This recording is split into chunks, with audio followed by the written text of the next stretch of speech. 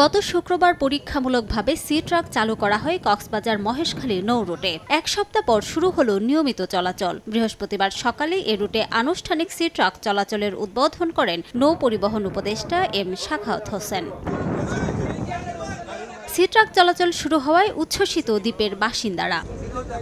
C truck উদ্বোধনের পর কক্সবাজার থেকে মহেশখালী যান নৌ পরিবহন উপদেষ্টা। এ সময় এই নৌ রুটে আরও একটি সি ট্রাক দেওয়ার দাবি জানান স্থানীয়রা। শিগগিরই আরও একটি সি ট্রাক দেওয়ার আশ্বাস দেন নৌ পরিবহন উপদেষ্টা। আমাদের যে লিমিটেড রিসোর্সের মধ্যে এটা হয়েছে, যেটা গত 17, 18, 20, 30 বছরে হয়নি।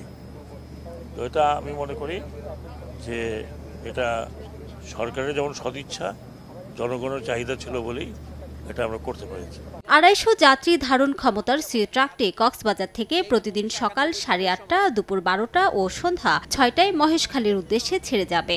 মহেশখালী থেকে কক্সবাজারের উদ্দেশ্যে ছাড়বে প্রতিদিন সকাল 7:30, বেলা 11টা এবং বিকেল 5টায়। সময় সংবাদ, কক্সবাজার।